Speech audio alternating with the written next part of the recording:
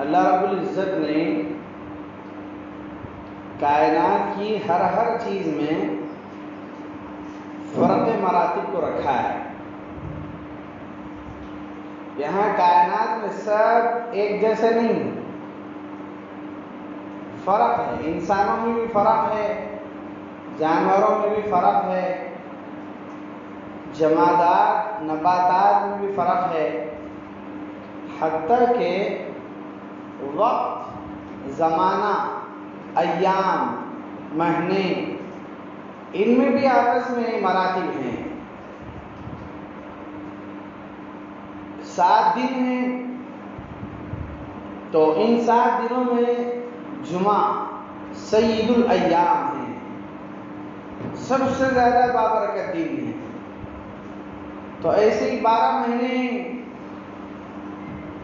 ان 12 مہینوں میں رمضان سید الشہور ہے، یعنی سب مہینوں میں سب سے زیادہ افضل ترین مہینہ رمضان المبارک کا۔ ایسے ہی مراتب ایک کے بعد دیگرے چلتے چلے جاتے ہیں۔ ذوالحجہ کا مہینہ آتا ہے جس میں قربانی اور حج جیسی عظیم ترین عبادت کی جاتی ہے، تو اس مہینے کی ایک اور فضیلت ہے۔ ایسے ہی رمضان سے پہلے شعبان کا جو مہینہ ہوتا ہے جس سے میں اور آپ گزر رہے ہیں، اس کی بھی بڑی اہمیت ہے، اس کی بھی بڑی فضیلت آئی ہوئی ہے۔ اللہ کے نبی علیہ السلام رمضان کا اپنے اعمال کے ذریعے سے استقبال کیا کرتے تھے۔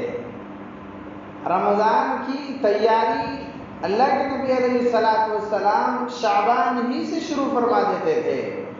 کتابوں میں آتا ہے کہ نبی علیہ السلام جب شعبان کا مہینہ آتا ہے تو اپنی کمر کس لیتے تھے عبادت کے لیے، اور رمضان کے روزوں کی مشق ابھی سے جاری ہے کہ اللہ کے نبی علیہ السلام بہت اہتمام سے اس میں نوافل کی کثرت کیا کرتے تھے، گھر کے لوگوں کو جگایا کرتے تھے اور روزوں کی کثرت کیا کرتے تھے، تاکہ جسم اس کا عادی بن جائے اور رمضان المبارک کے کسی ایک دن، کسی ایک فریضے میں بھی ذرا برابر کمی بیشی نہ ہو جائے۔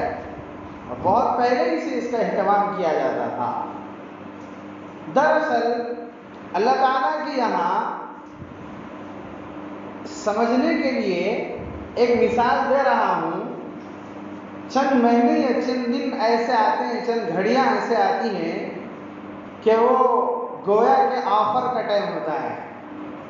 جیسے مارکیٹنگ کرنے والے بازار میں جب سامان نکالنا ہو تو وہ ایک کو ایک فری دیتے چلے جاتے ہیں، ایسے ہی بعض ایام اور بعض گھڑیاں، بعض مہینے ایسے کہ وہاں آدمی ایک عمل کرتا ہے، 10 نیکیاں اس کے لیے لکھ دی جاتی ہیں، ایک عمل کرتا ہے، بے گناہ اجر و ثواب اس کے لیے لکھ دیا جاتا ہے۔ تو ایسے ہی یہ جو مہینے آتے ہیں، اچانک ایک رات اللہ کے نبی علیہ السلام نے بتایا کہ بہت بڑی بابرکت رات ہے۔ اب یہ کیا چیز ہے سمجھنے کے لیے وہ ایک آفر کی رات ہے۔ اگر کوئی بندہ اس ایک رات میں بھی اپنے آنسو صحیح معنی میں گراتا ہے اور سچی طلب کے ساتھ، سچی توبہ کے ساتھ خدا کے حضور حاضر ہوتا ہے، اللہ رب العزت کی اس کی ادا پسند آتی ہے، اللہ رب العزت اس کو بھی معاف فرما دیتے ہیں۔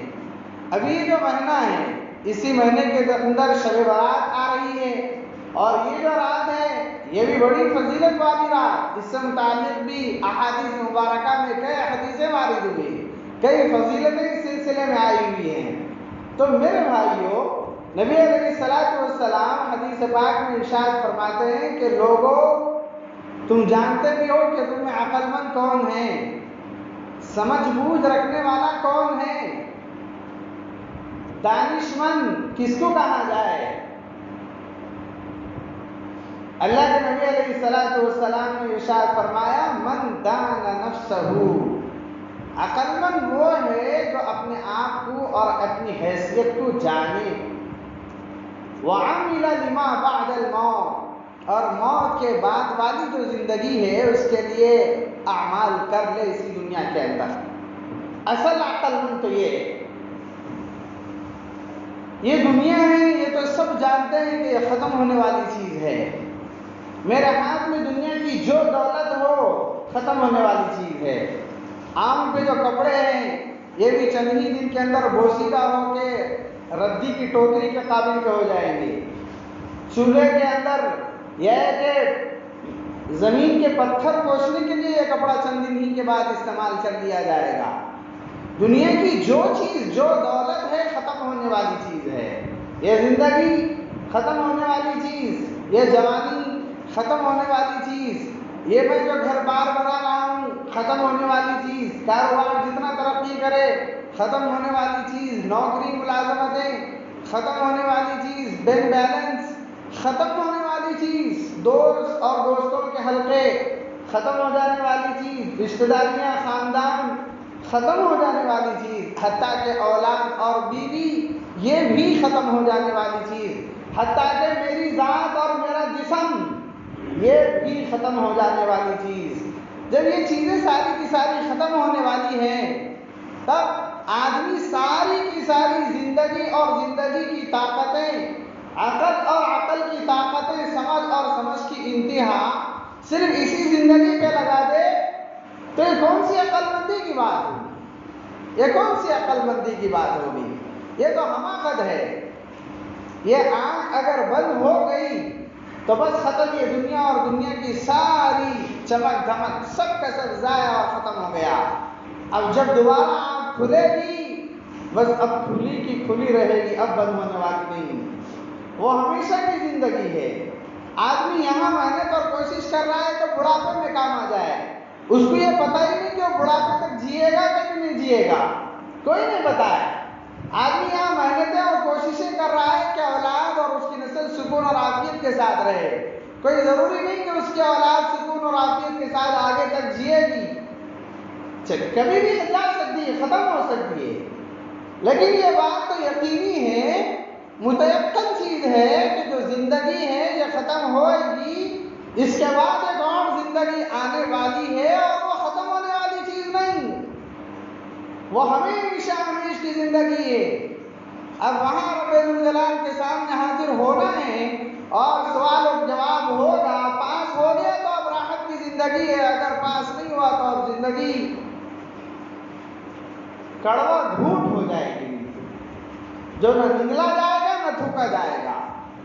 حساب و کتاب تو طے، اللہ کے جواب دینا تو طے، اب ہوگا تو کیا ہوگا؟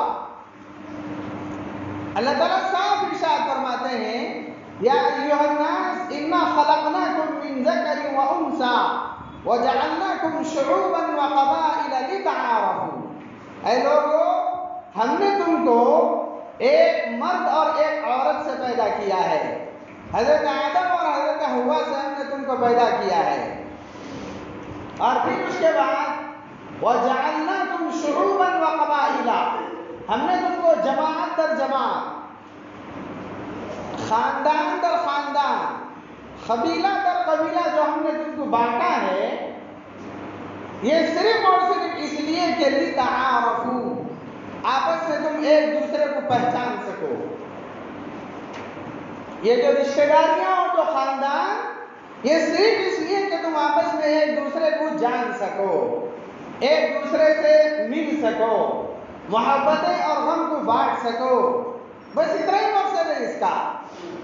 لیکن ان اکرمکم عند اللہ، اللہ کے یہاں تم میں کا سب سے زیادہ باعزت، سب سے زیادہ معزز، سب سے زیادہ قابل قدر، سب سے زیادہ قابل احترام اتقاکم، وہی ہوگا جو تم میں کا سب سے زیادہ پرہیزگار اور تقوی کی زندگی گزارنے والا ہوگا۔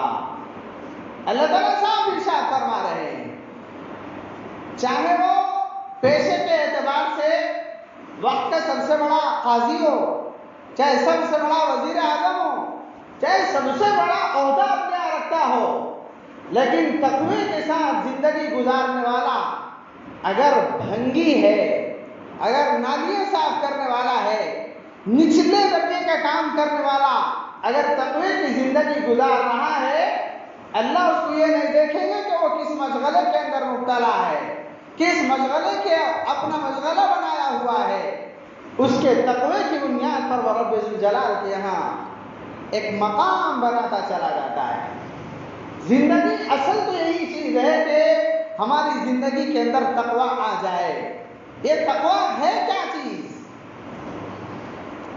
میرے بھائیوں، تقوی نام ہے گناہوں سے بچنے کا۔ تقوی کے معنی ہی آتے ہیں بچنا، احتراز کرنا۔ کن چیزوں سے؟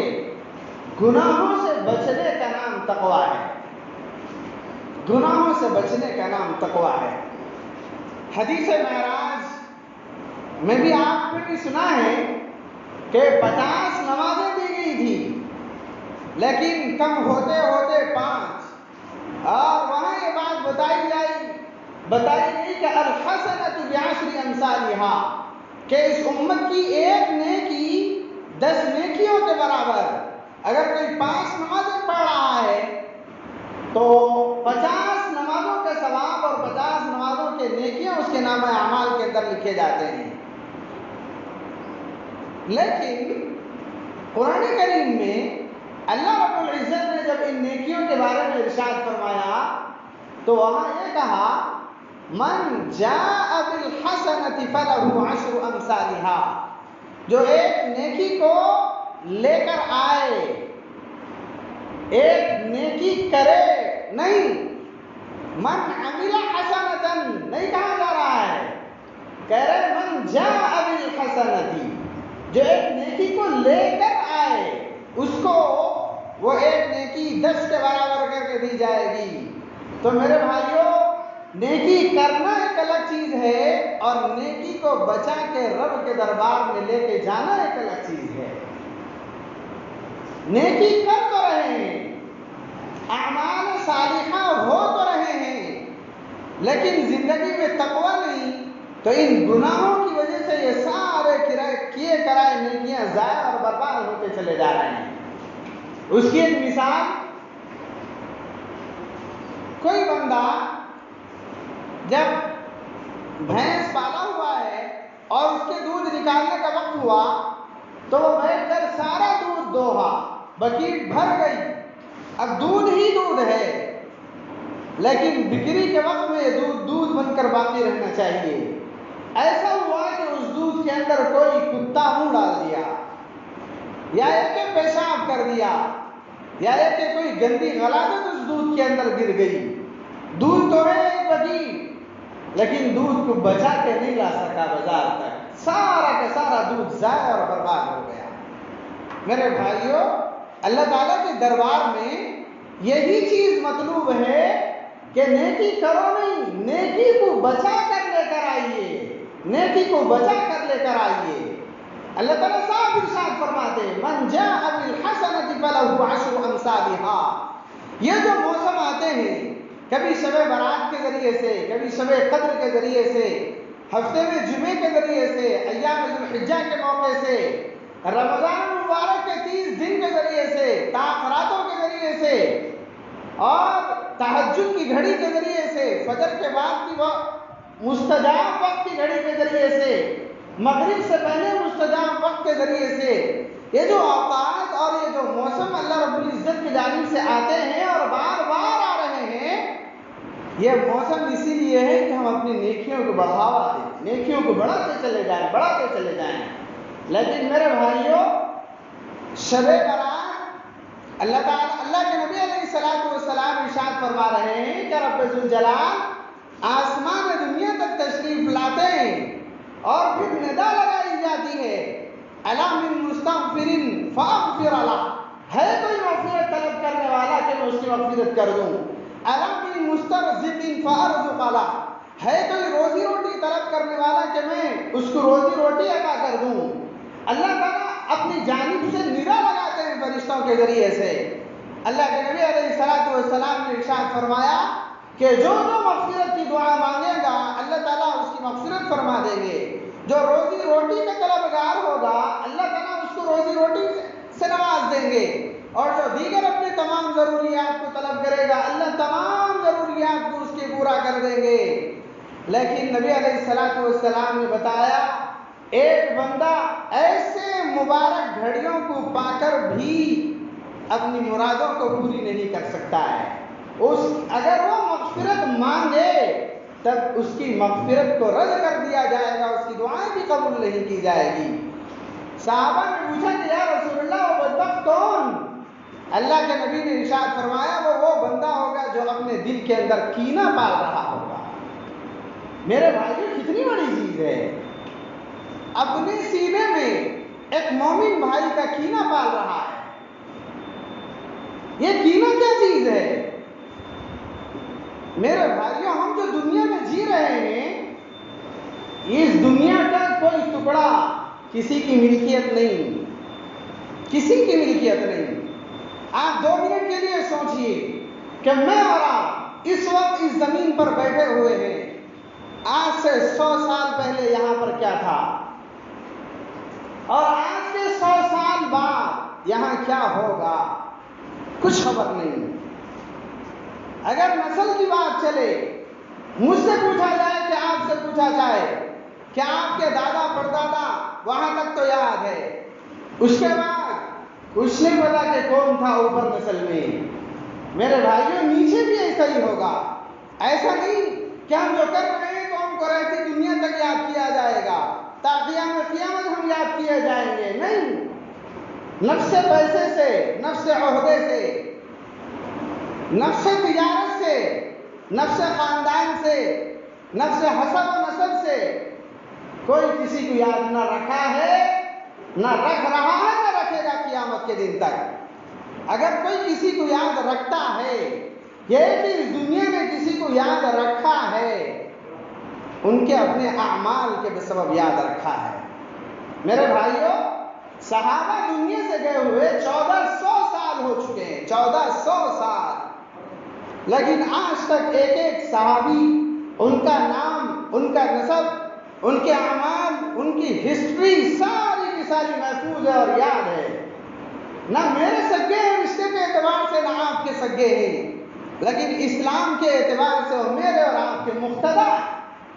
اور انہوں نے ایسی زندگی چھوڑ کے گیا، ایسی زندگی اور ایسے اعمال اور ایسے کارنامے، رہتی دنیا تک وہ چیز اس کو یاد کر رہی ہے. تو میرے بھائیوں اصل چیز اس دنیا کے اندر، اس زندگی کے اندر میرے اور آپ کے اعمال ہے. اور اعمال سے بڑھ کر اگر کوئی چیز ہے تو وہ میرا اور آپ کی زندگی کا تقویٰ ہے. اللہ تعالیٰ یہی ارشاد فرماتے ہیں لَن يَنَالَ اللَّهَ لُحُومُهَا وَلَا دِمَاؤُهَا وَلَكِنْ يَنَالُهُ التَّقْوَىٰ مِنْكُمْ. اگر تم قربانی کرو، اگر تم حج کرو، اگر تم زکوٰۃ دو، اگر تم نفلی صدقات کرو، اگر تم نمازیں پڑھو، سب کے سب ایک چیز، اللہ تعالیٰ کو نہ قربانیوں کے خون کی ضرورت، نہ گوشت کی ضرورت، نہ ہڈیوں کی ضرورت. اللہ تمہارے دلوں کے تقوی کو جاننا چاہتا ہے. رمضان کا مہینہ آ گیا، روزے فرض کر دیے گئے. کتب علیکم الصیام کما کتب علی الذین من قبلکم. روزے فرض کیے گئے جیسا کہ تم سے پہلے لوگوں پر فرض کیے گئے تھے. کیوں؟ لعلکم تتقون. اس کے ذریعے سے تمہارے اندر تقوی پیدا ہو سکتا ہے، تقوی پیدا ہو سکتا ہے. اللہ تعالیٰ ایک اور جگہ ارشاد فرما رہے ہیں ان اکرمکم عند اللہ اتقاکم. تمہارے خاندان، تمہارا حسب و نسب، یہ تمہارے برادریاں، تمہارے محلے، تمہارے شہر، سب ایک طرف اللہ کے یہاں تو قابل عزت، قابل قدر، قابل احترام تم میں کا تقوی والا ہوگا. اور نبی علیہ الصلوۃ والسلام اپنی کئی احادیث کے اندر یہ بتا رہے ہیں کہ مغفرت کا موسم آتا ہے، بخشش کا موسم آ رہا ہے، لیکن جس کے دل میں تقوی نہیں اس کی مغفرت بھی نہیں ہو رہی ہے. ایسا موسم آ کر بھی اس کے لیے کارآمد اور ثابت نہیں ہو رہا ہے. میرے بھائی کتنی بڑی چیز ہے. کمال تو یہ ہے کہ یہ جو دل رب ذوالجلال نے دیا ہے، اس دل کو ہم صاف و شفاف رکھیں. اس کے بغیر کوئی نیکی کارآمد نہیں ہو سکتی ہے، کوئی عمل کارآمد نہیں ہو سکتا ہے. بارہا جا کر نبی علیہ الصلوۃ والسلام نے بتایا یہ بہت اہم چیز ہے. نبی پاک ارشاد فرماتے ہیں الا ان فی الجسد لمضغہ اذا صلحت صلح الجسد كله واذا فسدت فسد الجسد كله. خبردار لوگوں یاد رکھو کہ تمہارے جسموں کے اندر ایک ٹکڑا ہے، اگر وہ ٹھیک ہو گیا تو پورا جسم ٹھیک ہو گیا، اگر وہ ایک خراب ہو گیا تو سارا کا سارا جسم خراب ہو گیا۔ نبی علیہ الصلوۃ والسلام سے پوچھا گیا کہ یا رسول اللہ وہ کیا چیز ہے؟ اللہ کے نبی نے اشارہ فرما کے کہا الا وہی القلب، دل، یہ دل بہت بڑی چیز ہے۔ میرے بھائیوں، انسان جو جی رہا ہے اس کے لیے دو چیزیں اہم ہوتی ہیں، ایک اس کے جسم ہے، ایک اس کے روح۔ جسم کے لیے پیٹ اور مرکز اللہ نے اس کو بنایا ہے جو 1.5 بالش کا ہے، لیکن روح کے لیے مرکز یہ دل۔ پیٹ خراب، سارے کا سارا جسم خراب ہوتا چلا جاتا ہے، یا کے بعد دیگر بیماریاں پنپنے لگتی چلی جاتی ہیں۔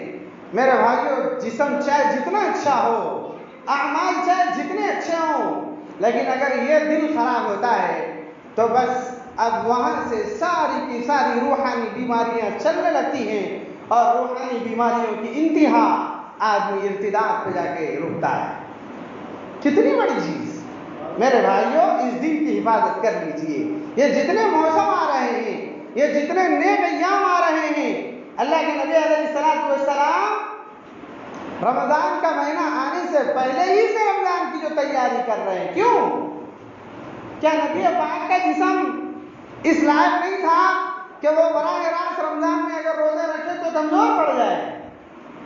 نہیں، یہ مجھے اور آپ کو سبق دلانا تھا، مجھے اور آپ کو سبق دلانا تھا کہ دیکھو، وقت سے پہلے ہی وقت کی تیاری کرو۔ وہ جو موسم ہے بڑا اچھا موسم ہے، نیکیوں کی بہار اس کے اندر آ رہی ہے، لیکن ہے ہماری غفلت کہ برس کے 11 مہینے جو حال ہمارے اعمال کا ہے، ہماری مسجدوں کا ہے، افسوس کی بات ہے میرے بھائیوں، رجب آ گیا، شعبان آ گیا، تب بھی وہی حال۔ رجب کی 1 تاریخ ہوتی تو نبی علیہ الصلوۃ والسلام رو رو کے دعائیں مانگتے تھے، اللہم بارک لنا فی رجب و شعبان وبلغنا رمضان۔ اللہ رجب اور شعبان کے مہینے میں برکت دیجئے اور ہمیں اپنے فضل و کرم سے رمضان تک پہنچا دیجئے۔ رجب کی 1 تاریخ سے سید الکونین ہیں، اگر آپ نہ ہوتے تو کائنات کا وجود نہ ہوتا۔ میرے بھائیوں، وہ ہیں اور رجب کی 1 تاریخ سے تڑپ رہے ہیں رب ذوالجلال کے سامنے کہ رجب اور شعبان میں برکت دیجیے اور ہمیں اپنے فضل و کرم سے رمضان تک پہنچا دیجیے۔ میرے بھائیوں، میرے اور آپ کا کیا حال آج ہو رہا ہے؟ آج ہم نے اپنے دین کو چھوڑ دیا، عبادتوں کو چھوڑ دیا، اعمال کو چھوڑ دیا، اخلاق کو چھوڑ دیا، کردار کو چھوڑ دیا، بس اپنی نجی اور ذاتی لڑائیوں کے اندر لگے ہوئے ہیں، خاندانی اختلافات میں الجھے ہوئے ہیں، کاروباری اختلافات میں الجھے ہوئے، وہ اس کی ٹانگ کھینچ رہا ہے، وہ اس کی ٹانگ کھینچ رہا ہے۔ میرے بھائیو، یہ جو دنیا ہے جیسے سورج ہے ڈوب جائے گا، دنیا ہے ڈوب جائے گی، ختم ہو جائے گی، اس کی کوئی حیثیت نہیں، ختم ہو کے رہے گی، طے بات ہے۔ جوانی آج ہے، ڈھل جائے گی، بڑھاپا آج ہے، قبر میں جانا طے ہے، بچے ہیں بڑے ہوں گے، چلے جائیں گے دنیا سے۔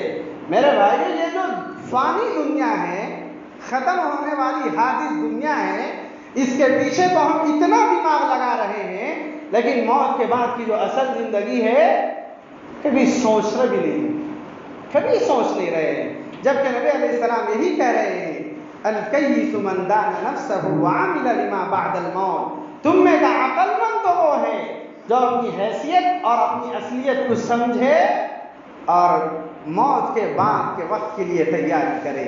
میرے بھائیوں، اللہ کے نبی علیہ السلام کی یہ دعائیں، آپ کے یہ کردار، آپ کے یہ اعمال ہم کو سبق دے رہے ہیں کہ ہم کو اپنی زندگیوں کے اندر تبدیلی اور چینجز لانے کی ضرورت ہے۔ شعبان کا مہینہ ختم ہونے کے قریب آ رہا ہے، چلا اس کا ایک دہا ختم ہو چکا، دوسرا چل رہا ہے، ابھی چند 15 سے 17 دن کے بعد رمضان کا مہینہ آ جائے گا۔